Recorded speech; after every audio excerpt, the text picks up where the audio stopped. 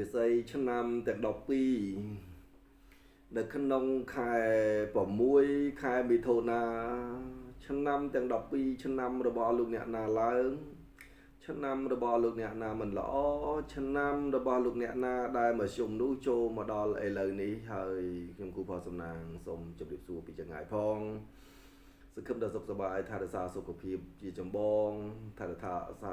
សាតបរបស់ពូខែភ្លៀងខែខ្យល់អីចឹងអញ្ចឹងអត់ទៅរៀបរាប់ឲ្យវែងឆ្ងាយទេចូលមកដល់ឆ្នាំរបស់អស់លោកអ្នកតែម្ដងឆ្នាំទី1ឆ្នាំជូតបាទសម្រាប់ច្រំជូតនៅក្នុងខែ6ខែមិថុនានឹងមិនសូវជាល្អប៉ុន្មាននោះទេធ្វើចិត្តឲ្យត្រជាក់ខន្តីឲ្យបានច្រើនកុំឲ្យមានបញ្ហាការសោយសុនឬមួយក៏វិវាទសម្ដីពាក់ព័ន្ធនឹងរឿងប្តីប្រពន្ធកូនឬមួយក៏អ្នកជាពាក់លុយម្ចាស់បំណុលហើយនឹងអាជីវកម្មពីមុនមកគេលោមានអ្នកភូតភរទាំងប្រមាណនេះអត់អោនខន្តីទើបបានល្អប្រសើរឡើងមកវិញហើយដំណើរឆ្ងាយធ្វើដំណើរឡានក្តីធ្វើដំណើរអីក៏ដោយតោងពិចារណាប្រយ័ត្នប្រយែងប្រយ័ត្ននៅពេលយប់ពេលអីហ្នឹងទៅគេលោរបស់លោកអ្នករៀងសូវសុនព្រោះអារម្មណ៍មិនសូវជាល្អសម្រាប់អ្នកឆ្នាំជូតនៅក្នុងខែ6ហ្នឹងប្រយ័ត្នប្រយែងទី1សម្ដីអត់ធ្មត់បាទមិនឲ្យមិនឲ្យនិយាយទេអត់ធ្មត់បន្តិចបញ្ជាគ្រោះតែវាអាចនឹងមានលៀបមកដែរបើសិនជាយើងទៅតងទៅតាមក៏វាមិនសូវជាបានផលទេអញ្ចឹងឆ្នាំជូតនៅក្នុងខែ6ហ្នឹងកត្តាចម្បងគឺអត់ធ្មត់មេត្តានោះនឹងអាចបានផលល្អប្រសើរឡើងមកវិញហើយដំណើរយប់ឬមួយក៏ដំណើរឆ្ងាយអីតោងពិចារណាប្រយ័ត្នប្រយែងកុំឲ្យបើសិនជាជៀសផុតក៏កុំទៅបើសិនជាជៀសមិនផុតទេគឺអាចទៅដែរក៏ប៉ុន្តែមានឲ្យអ្នកបើកឡានឬមួយក៏បើកអីផ្សេងទៅយើងកុំអាលបន្តញយពេកអញ្ចឹងឆ្នាំជូតនៅក្នុងខែ6ហ្នឹងគឺដូចខ្ញុំបានជម្រាបមិញអញ្ចឹងហើយអ្វីដែលល្អប្រសើរឲ្យម៉ាក់ប៉ាស្រូវទឹកស្រូវអីចេញទៅវាល្អប្រសើរតែគ្រោះនៅក្នុងលៀប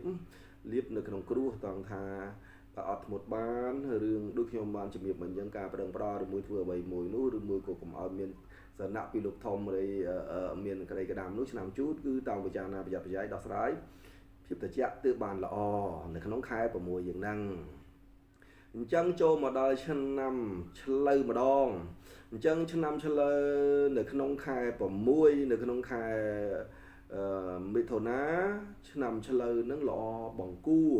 បាទវាតែល្អបង្គួរហ្នឹងកាលដែលរោគស៊ីឬមួយក៏អីហ្នឹងគឺស័ក្តិសមតាមដូចបំណងដែលវាមិនបាន 100% ក៏ប៉ុន្តែគឺនឹងអាចបាន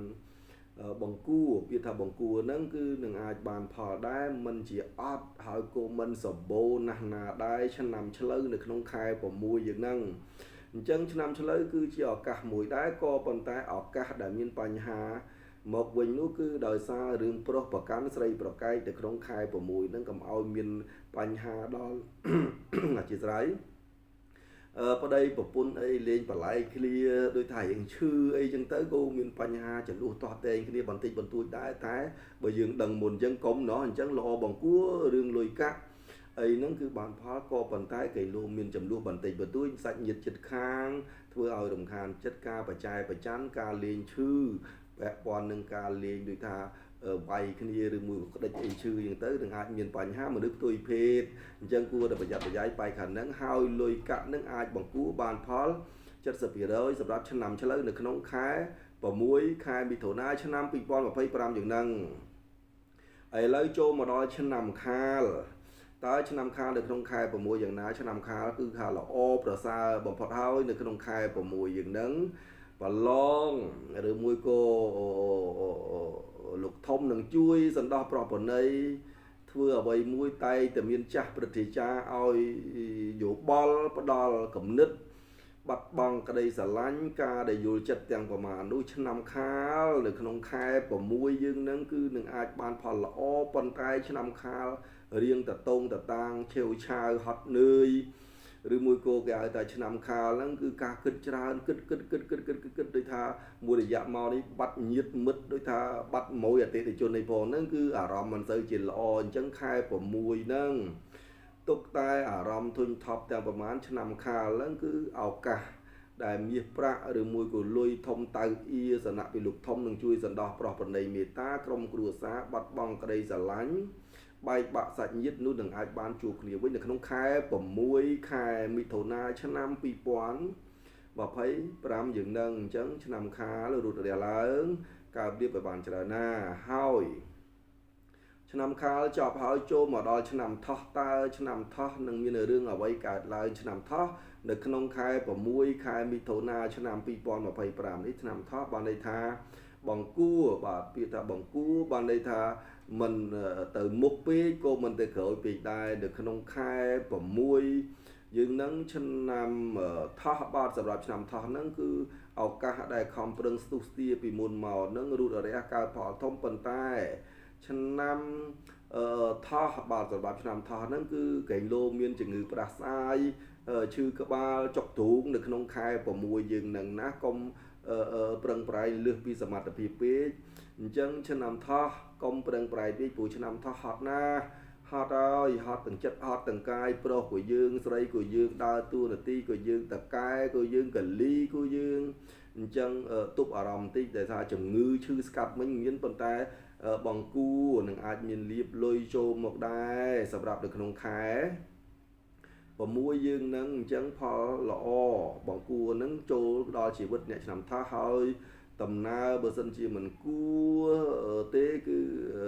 នៅក្នុងខែ6នឹងសម្រាប់អស់លោកអ្នកទិសខាងលិចបាទទិសខាងលិចហើយនឹងខាងពាក្យថាទិសខាងលិចហើយនឹងខាងលិចប្រឆិតជើងបាទទិសខាងលិចហើយលិចប្រឆិតជើងពីរច្រកហ្នឹងបើសិនតែគួរកុំអាចទៅគឺល្អដែរព្រោះដោយសារមានតម្រុយមិនល្អសម្រាប់ឆ្នាំថោះឬមួយក៏ចាក់រុកគួនឬមួយក៏មុនអាគមមុនខ្មៅអីចឹងនៅក្នុងខែ6ហ្នឹងគឺអាចជាបានជាទៅប៉ុន្តែផលប្រយោជន៍ 70% នឹងអាចបានហើយនឹងមានជំងឺរុគាដូចខ្ញុំបានជំរាបមិញអញ្ចឹងប៉ុន្តែបើសិនយើងអត់ទៅទេអត់មានជំងឺរុគាទេណោះអញ្ចឹងឆ្នាំចូលមកដល់ទី4ឆ្នាំថោះហ្នឹងខែ6យ៉ាងណាខ្ញុំបានជំរាបមិញហើយអញ្ចឹងចូលមកដល់ទី5ឆ្នាំរោងតើវាសនាឆ្នាំរោងនៅក្នុងខែ6ខែមិថុនាឆ្នាំ2025នឹងយ៉ាងណាអញ្ចឹងឆ្នាំទី5ឆ្នាំរោងល្អប្រសើរខ្ពស់ត្រដែតនៅក្នុងខែ6ខែមិថុនាយើងនឹងដឹងតែបានផលធំល្អកាក់កបប្តីប្រពន្ធបែកបាក់គ្នានឹងអាចវិលមករោគតនុំសង្សារញាតិមិត្តដែលបាត់បង់ទៅនោះគឺនឹងអាចរកឃើញលុយកាក់ទាំងប្រមាណដែលអាចស្ទះឬមួយគូការខ្ចីបុលគេដោះទាល់មិនបាននោះគឺឆ្នាំរោងឆ្នាំទី5ហ្នឹងអាចបានផលដោះស្រាយចេញល្អប្រសើរបដាឡើងមកវិញហើយព្រោះល្អនៅក្នុងខែ6យើងនឹងឆ្នាំរោងគឺឱកាសលៀបកើតមាសកើតប្រាក់នៅក្នុងខែ6ខែឧសភាយើងខែមិថុនាឆ្នាំ2025លោកធំនឹងជួយមេត្តាឬមួយក៏រត់ការប្រឡងឡើងនន្តរស័ក្តិនោះនឹងល្អប្រសើរសម្រាប់ឆ្នាំរោងនៅក្នុងខែ6យើងហ្នឹងអញ្ចឹងមានតែប៉ុណ្្នឹងទេសម្រាប់ឆ្នាំរោងហើយឥឡូវចូលមកដល់ឆ្នាំទី6ឆ្នាំម្សាញ់វិញតើលទ្ធផលឆ្នាំម្សាញ់យ៉ាងណាលទ្ធផលឆ្នាំម្សាញ់នៅក្នុងខែ6នឹងល្អប្រសើរទៀតហើយកាក់កបលុយលៀបចូលមកគ្រប់ច្រករីករាយអារម្មណ៍ស្រស់ស្រាយសប្បាយកាយានឹងអាចបានតំណែងឬមួយក៏មានអ្នកដែលយើងហត់នឿយពីមុនមកទាំងប្រមាណហ្នឹងគឺមានអ្នកជួយរំលែកដូចជាម្ចាស់ហាងម្ចាស់អាជីវកម្មហ្នឹងដែលលំបាកនៅម្នាក់ឯងហើយបាត់អ្វីពីមុនមកនោះគឺខែ6យើងហ្នឹងឆ្នាំអាសាញ់គឺល្អប្រសើរមានញាតិមិត្តសបោសបាយលុយកាក់សបាយរីករាយមិនសូវជាហត់កាយពេកទេហើយឆ្នាំអាសាញ់ក៏អញ្ចឹងដែរហត់ណាហត់ទាំងចិត្តហត់ទាំងកាយខ្លាំងដែរនឹងព្រោះដូចថារ៉ាប់រងគិតគូរអញ្ជិបផងជាប់ផងទុកផងដាក់ផងសក់មូតស័យជា100អញ្ចឹងហត់នឿយណាស់អញ្ចឹងខែ6យើងនឹងឆ្នាំអាសាញ់ឱកាសល្អហើយកើតព្រៀបឲ្យបានធំប្រឡងឡើងនន្តរស័ក្តិឬមួយក៏លោកធំនឹងជួយសដោះប្រពន្ធឆ្លងប្រទេសធ្វើអ្វីពីលិចពីជើងពីកើតពីត្បូងគឺនឹងអាចបានផលគ្រប់ច្រកកើតព្រៀបឲ្យបានច្រើនណាស់ឆ្នាំអាសាញ់នៅក្នុងខែ6យើងនឹងសំណាងល្អណាឆ្នាំទី6ឆ្នាំអាសាញ់ហើយណាឥឡូវឆ្នាំអាសាញ់ចប់ហើយចូលមកដល់ឆ្នាំទី7ឆ្នាំមមីម្ដងតើលទ្ធផលឆ្នាំមមីយ៉ាងណាលទ្ធផលឆ្នាំមមីនៅក្នុងខែ6នឹងអត់ធ្មត់បន្តិចព្រោះនឹងអាចមានបទុសារាយ ដល់ទៅវាយដំគ្នាប្តីហើយនឹងប្រពន្ធនឹងទ្រាំអត់ធ្មត់បន្តិចព្រោះពីតែអត់ធ្មត់ទើបបានល្អប្រសើរការបជាគ្រោះគឺនឹងអាចមានឲ្យម៉ាក់ប៉ាស្រួយទឹកអីចេញទៅហើយឈាមហូរពីសាច់ត្រូវតែមានសម្រាប់អ្នកឆ្នាំមមីបាទសម្រាប់ឆ្នាំមមីណាបាទគេលោខ្ញុំច្រឡំឆ្នាំមមីឆ្នាំទី7ហ្នឹងត្រូវតែត្រាំតមសម្ដីបន្តិចព្រោះដោយសាររឹងតឹងបន្តិចហើយសម្ដីមិនថាប្រុសមិនថាស្រីជាពិសេសស្រីតែម្ដងឆ្នាំមមីកុំរឹងតឹងចេះពាក្យសម្ដីមាត់កតអីណានៃបើដឹងខុសហើយគឺតមបន្តិចទៅណាអត់ធ្មត់ទៅបានល្អឬមួយក៏យើងមិនខុសក៏ដោយក៏តមព្រោះកំហឹងចេញមកពីមនុស្សប្រុសឬមួយក៏ម៉ាក់ប៉ាឬមួយក៏ប្តីគឺនឹងអាចមានជះកំហឹងដល់ឆ្នាំមមីអញ្ចឹងឆ្នាំមមីអត់ធ្មត់កាលណាទើបបានសុខកាលនឹងហើយលៀបក៏បានដែរណាមិនអត់ទេបើតមសម្ដីទៅនឹងអាចបានផលល្អបង្គួរឡើងមកវិញតែភាគច្រើនគឺបញ្ហាវិវាទនឹងសម្ដីឬមួយក៏ការម្ចាស់ភាគី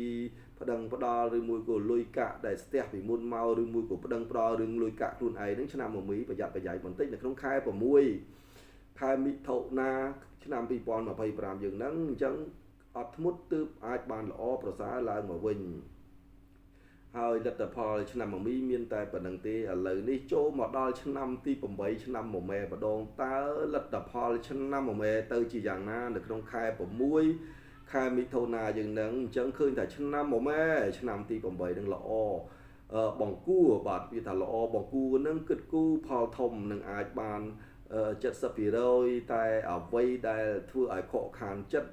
នៅក្នុងខែ6នេះសម្រាប់ឆ្នាំមមែគឺក្តីសង្ឃឹមទំនុកទុកចិត្តសង្សារប្តីប្រពន្ធពីមុនមកគឺនឹងចេញអាកប្បកិរិយាធ្វើឲ្យខកចិត្តបន្តិចប៉ុន្តែលុយកាក់នឹងអាចបានផលដំណឹងតិចឬច្រើនអ្នកក្បត់ផិតឬមួយយ៉ាងណាឆ្នាំមមែនឹងអាចចេញឲ្យលោកអ្នកដឹងនៅក្នុងខែ6យើងនឹងហើយអញ្ចឹងវាសនាឆ្នាំមមែនៅក្នុងខែ6ខែមិថុនាឆ្នាំ2025ហ្នឹងត្រំបើដឹងហើយអត់ធ្មត់ទើបបានល្អព្រោះរឿងទាំងអស់អាចកើតចេញពីមុនពីលិចពីកើតពីត្បូងពីជើងគឺធ្វើឲ្យអ្នកទាំងអស់គ្នាបន្ទុះសារាយគ្នាបន្តិចរឿងបច្ចាននឹងហើយតែល្អប្រសើរលុយកាក់អីកើតលៀបឲ្យបានច្រើនកុំគិតតែឆ្លោះគ្នាគិតតែកើតផលកើតលុយកើតលៀបយកមកឲ្យបានពេញដៃសិនអ្នកឆ្នាំមមែនៅក្នុងខែ6យើងនឹងល្អបង្គួរពាក្យលុយកាក់ល្អបង្គួរពាក្យបទុសារាយបច្ចាននឹងអាចមានលិចលឺអញ្ចឹងកុំឲ្យឡើយគិតតែបច្ចាលិចលឺកើតកាត់លៀបអញ្ចឹងឆ្នាំមមែខែ6នឹងល្អបង្គួរកើតលៀបឲ្យបានច្រើនសំណាងល្អណាស់ឆ្នាំមមែនៅក្នុងខែ6នឹងហេណាហើយចូលមកដល់ឲ្យឆ្នាំវកវិញនៅក្នុងខែ6តើវាសនាដល់កម្រិតណាចែងបែងចែកយ៉ាងនេះចូលមកដល់ឆ្នាំវកនៅក្នុងខែ6ខែមិថុនាឆ្នាំ2025នេះឃើញតែកកបល្អប្រសើរបំផុតហើយហត់នឿយបែកញើសហូរញើសគិតស្ត្រេសច្រើនពីមុនមកខែ6ឆ្នាំវកក៏ល្អប្រសើរគិតគូរល្អធ្វើអីក៏ដោយមានសាច់ញាតិឬមួយក៏ម៉ូយអតិថិជននឹងផ្ដល់ផលប្រយោជន៍លោកធំនឹងជួយសន្តោសប្រោះប្រណីមេត្តាប្រឡងឬមួយក៏ធ្វើគេហៅថាទៀនធ្វើអីនោះគឺនឹងអាចហុចផលឲ្យបានច្រើននៅក្នុងខែ6នឹងឆ្នាំវកលៀបលុយចូលពេញដៃពេញហាងការណាត់ជួបធ្វើអ្វីមួយលក់ដីផ្ទះឬមួយក៏ធ្វើបើកហាងថ្មីទិញឡានថ្មីទិញម៉ូតូថ្មីនោះនឹងអាចសំប្រកបល្អប្រសើរសម្រាប់ឆ្នាំវកនៅក្នុងខែ6ខែមិថុនាឆ្នាំ2025នឹងកើតលៀបឲ្យបានច្រើនណាសំណាងល្អណាឆ្នាំវកហេងណាឥឡូវនេះកម្រិតឆ្នាំវកចប់ហើយចូលមកដល់ឆ្នាំទី10ឆ្នាំរកាម្ដងបាទឆ្នាំរកាមិនសូវជាល្អប៉ុន្មានទេនៅក្នុងខែ6ខែមិថុនាយើងនឹងអត់ធ្មត់បន្តិចបើសិនជាអាចមានជំងឺឈឺស្កាត់យ៉ាងណាក៏ដោយទ្រាំកុំឲ្យគេហៅថាជំងឺតូចបកទៅជាធំតបើមិនឈឺយកឈើចាក់ថែមទៀតឲ្យរុយរោមនោះគឺនឹងអាចមានបញ្ហាដិតដាមរឿងពីមុនមកដែលបាត់បង់ទៅហើយនឹងខែ6នឹងអាចកើតមកវិញដោយថារឿងចាស់សើឬថ្មីអត់ធ្មត់ល្អប្រសើរកាលណាគឺមានតែមេត្តាករុណាអត់ធ្មត់អោនដើរចេញ ដូចថាចលួសតោះតែងគ្នារឿងលុយកាក់ក៏ដោយម្ចាស់លុយក៏ដោយតែមិនស្រួលទៅទាគេទេទីហើយថាគេយើងរឹកឡើងវិញអញ្ចឹងគឺយើងត្មងត្មាងដាក់ឯនោះដាក់ផុងអញ្ចឹងអត់ទាំងលុយអត់ទាំងប្រយោជន៍ឆ្នាំរកានៅក្នុងខែ6យើងនឹងអត់ធ្មត់បានផលល្អបង្គួរឡើងមកវិញប៉ុន្តែមុននឹងបានផលល្អបង្គួរនឹងគឺដូចអស់អាស័យប្រចាស់ចុងអញ្ចឹងផលចំនួនតោះតែញាតមិត្តអ្នកនៅក្បែរខាងមានកំនុំគុំគួនធ្វើមុនខ្មៅមុនអីដាក់សម្រាប់អ្នកដែលឆ្នាំរកានឹងខែ6ខែមិថុនាឆ្នាំ2025បើមានចំនួនតោះតែរឿងដីធ្លីរឿងលបងព្រំអីប្រយ័ត្នប្រយែងមានអ្នកធ្វើគឺនៅក្នុងខែ6នឹងតែម្ដងអញ្ចឹងឆ្នាំរកាគួរតែអុជធូបរំសាយមេត្តាភាវនាឬមួយគូគេហៅថាធ្វើទានធ្វើអីដើម្បីបញ្ជាគ្រោះឲ្យបានផុតដែរនោះនឹងអាចបានលហលហែកើតឡើងវិញហើយជាពិសេសរឿងភ្នែកយើងស្វាងភ្នែកឆ្នាំរកាហ្នឹងយើងស្វាងភ្នែកហើយនឹងឈឺក្បាលនឹងគេហៅថាចុកពោះនៅក្នុងខែ6យើងហ្នឹងណាអញ្ចឹងឥឡូវហ្នឹងខែឆ្នាំរកាខែ6ហ្នឹងគួរតើពិចារណាប្រយ័ត្នប្រយែងផងអញ្ចឹងឆ្នាំរកាចប់ហើយប្រចាំខែ6ឥឡូវចូលមកឆ្នាំទី11ចូលមកដល់ឆ្នាំចបាទសម្រាប់ឆ្នាំចក៏ដូចជាមិនសូវជាល្អប្រមាណដែរបាទរកាហើយនឹងចហ្នឹងគឺប្រយ័ត្នប្រយែងផងដែរព្រោះនៅក្នុងខែ6យើងនឹងភាពដោយថាចំនួនឬមួយក៏ប្តីប្រពន្ធកុំឲ្យមានថ្នាក់ដល់បែកបាក់ឬមួយក៏ស្ដីបន្ទោសកូនចៅវាយឬមួយក៏ដេញចេញពីផ្ទះការកំហឹងហើយណាអញ្ចឹងអត់ធ្មត់ពាក្យសម្ដីគឺល្អប្រសើរបន្តិចដែរអញ្ចឹងមេដាបៃតាទាំងប្រមាណបើសិនជាកូនតូចកុមារាកុមារីឬមួយក៏ប្អូនតែប្រមាណនឹងឆ្នាំចនៅក្នុងខែ6ហ្នឹងបើសិនទៅរៀនឬមួយក៏ដើរជាក្រុមអីគឺអត់ធ្មត់បន្តិចគេលោវាឆាវឆាវប៉ះប្រាវជិះឡានឬមួយក៏អីហ្នឹងគឺប្រយ័ត្នប្រយែងផងកុំឲ្យតែឌឺចុះឌឺឡើងហ្នឹងច្រែកើតនាំទុកដាក់ខ្លួននៅក្នុងខែ6យើងហ្នឹងអញ្ចឹងអត់ធ្មត់ទើបបានល្អណាឆ្នាំឆ្នាំចបាទឆ្នាំចហ្នឹងគឺអត់ធ្មត់បន្តិចគឺនឹងអាចបានរួចផុតហើយគឺនឹងអាចមានពីសំណាក់មនុស្សផ្ទុយភេទឲ្យលៀបដែរប៉ុន្តែមុននឹងបានលៀប50%ហ្នឹងគឺមានការចលុះទាស់តែងបទុសារាយរឿងតូចបកទៅជារឿងធំអីចឹងទៅអញ្ចឹងអត់ធ្មត់ទើបបានល្អនៅក្នុងខែ6ខែមិថុនាឆ្នាំ2025យើងនឹងឲ្យចូលមកដល់ឆ្នាំចុងពៅតើវាសនាឆ្នាំចុងពៅឆ្នាំកុលទៅជាយ៉ាងណាចប់ឆ្នាំចចូលដល់ឆ្នាំកុលឥឡូវនេះឆ្នាំកុលល្អប្រសើរខ្លាំងណាស់លៀបលុយលៀបចូលសន្ធឹកសន្ធាប់ឆ្នាំកុលគឺជាឱកាសមួយដ៏ល្អប្រសើរគិតគូររឿងក្នុងរឿងក្រៅផលធំនឹងអាចបានចូលមកសនៈចិត្តអញ្ចឹងលៀបល្អប្រសើរសម្រាប់ឆ្នាំកុលនៅក្នុងខែ6ហ្នឹងគឺជាឱកាសគេហៅថាថ្ងៃលៀបថ្ងៃជ័យឬសារីសួស្តីមាត់ទឹកសម្រាប់ឆ្នាំកុលហ្នឹងចូលមកដល់នៅក្នុងខែ6ខែមិថុនាឆ្នាំ2025យើងនឹងអញ្ចឹងឱកាសល្អហើយកើតលៀបឲ្យបានច្រើនណាឆ្នាំកុលលក់ដីលក់អ្វីលក់គេហៅថាលក់បាលក់ហាងលក់អីហ្នឹងគឺសេរីទៅបើទុចធ្វើមិនក៏ដោយឲ្យទៅតម្លៃគ្នាកុំឲ្យគេចេញណាតែចេញទៅយើងវាក់យ៉ាប់បន្តិចហើយលោកធំនឹងជួយសន្តោសប្រពន្ធមេត្តាគិតគូរឡើងនន្តរស័ក្តិប្រឡងឬមួយក៏ឆ្លងប្រទេសនឹងអាចបានសំដូចបំណងពងប្រាថ្នាសម្រាប់ឆ្នាំកុលនៅក្នុងខែ6ឆ្នាំ2025ហ្នឹងទៅនឹងយើងនឹងអញ្ចឹងឆ្នាំទាំង12ដែលខ្ញុំរៀបរាប់មកមិញនេះមានតែប៉ុណ្្នឹងទេមុននឹងបញ្ចប់បើសិនជាខ្ញុំគ្រូផលសំណាងរៀបរាប់ទៅកែងលោកខុសឆ្គងនៅក្រាក់អវរុទ្ធទាំងណាក៏សូមខន្តីអភ័យទោសសម្រាប់អស់លោកអ្នកដែលតាមដានទស្សនានឹងធម៌ព្រោះខ្ញុំធ្វើคลิปនេះអត់បានព្រៀងទុកមុននោះទេសង្ឃឹមថាអស់លោកអ្នកជូនពរឲ្យមានលៀបសុខរកស៊ីមានបានសំណាងល្អហេងណា